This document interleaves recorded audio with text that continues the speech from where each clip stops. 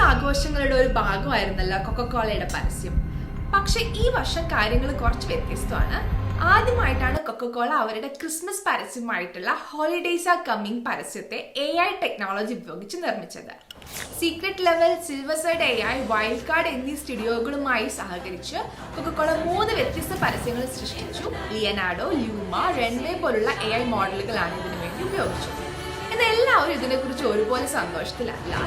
നൂതനമാണെങ്കിലും ഈ ക്യാമ്പയിൻ സമ്മിശ്ര പ്രതികരണങ്ങളാണ് നേരിടുന്നത്. 1995 മുതൽ നമ്മൾ ആസ്വദിച്ചു പോരുന്ന പരസ്യങ്ങളുടെ ചൂടും ആത്മാവും ആധികാരികതയും ഒന്നുമില്ലെന്നാണ് ചിലർ പറയുന്നത്.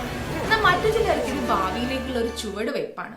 ഇഷ്ടപ്പെട്ടാലും ഇല്ലെങ്കിലും കൊക്കക്കോളയുടെ AI പരസ്യം എല്ലായിടത്തും ചർച്ചകൾക്ക് വഴിവെച്ചിരിക്കുന്നു.